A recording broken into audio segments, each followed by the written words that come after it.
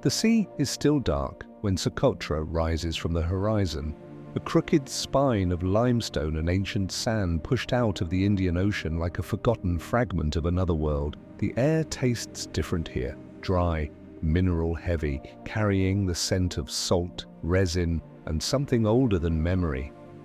Before the sun even breaks the clouds, the island already looks impossible. An ecosystem suspended between desert, mountain, and myth. Wind moves first. It sweeps across the cliffs like a restless spirit, shaping the land for millions of years. It carves canyons into white limestone, sculpts dunes that migrate like living creatures, and polishes black volcanic rock until it gleams. Every gust carries dust from continents long erased, a reminder that this island is a museum built by time itself. As the light rises, the dragon's blood trees reveal themselves, those strange, umbrella-shaped guardians standing on the slopes like ancient sentinels. Their branches stretch outward, not upward, forming canopies that defy every rule of a normal tree. They bleed a red sap thick as resin, a substance once prized by ancient civilizations, but produced only here, on this surreal patch of earth. Their shape is not an accident, it is evolution rewritten by the harshest desert sun.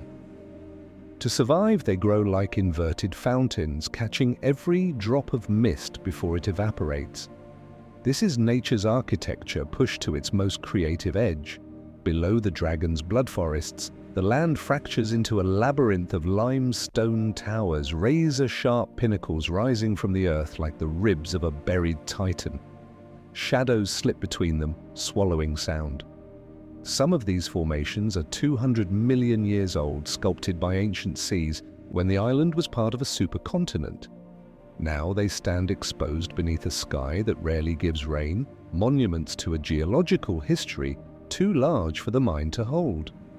The deeper you move, the more the island bends reality. Desert valleys open into pockets of emerald vegetation where frankincense and myrrh trees twist their pale bark against the wind.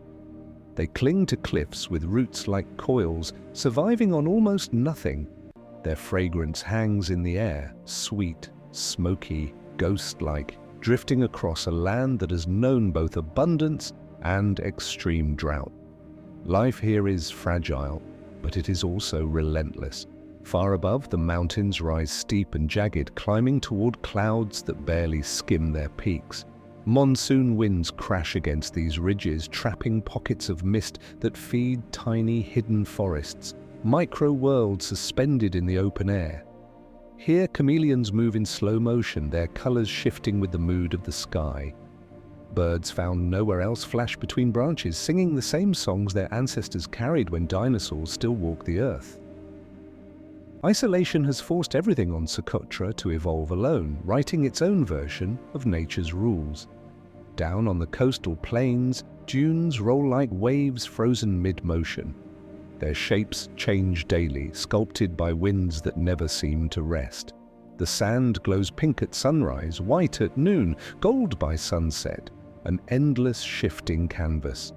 Tracks of insects and reptiles trace delicate patterns before vanishing beneath the next gust. Nothing stays the same here, nothing wants to. Then there is the shoreline, jagged cliffs dropping into water so clear it turns turquoise from above. The sea is deceptively calm, hiding currents that twist and pull with unpredictable force. Coral reefs bloom beneath the surface, untouched, unbroken, thriving in isolation. Shimmering fish weave through coral gardens, and sea turtles drift between shafts of sunlight, like creatures carved from marble. This is one of the last marine sanctuaries left on Earth, protected not by walls or laws, but by remoteness alone.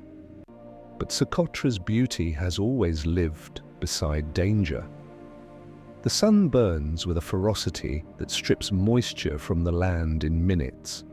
Drought can last years. Rain can arrive in violent storms that reshape entire valleys overnight. Even the dragon's blood trees, icons of endurance, struggle against the changing climate, their populations thinning, their ancient patterns shifting. Every ecosystem on this island feels like it stands on a knife edge between survival and collapse. And yet, life continues. It adapts. It evolves in ways that feel more like myth than biology. This island is a paradox. A desert that creates forests, a mountain range fed by mist, a coastline carved by gentle water and violent wind. It is a relic of deep time, but also a warning of how delicate isolated worlds can be. Everything here is rare. Everything is irreplaceable. As the sun sets, the dragon's blood trees turn black against a sky burning orange, red, and purple. The wind quiets for a moment, as if the island itself is holding its breath. For millions of years, Socotra has stood alone, evolving in silence, untouched by the noise of the modern world. It is nature unedited, creation at its most experimental, a reminder of what Earth can be when time is allowed to dream. And when darkness finally falls, the island disappears into the sea once more, mysterious, otherworldly, and impossibly alive, a place that should not exist, yet somehow does.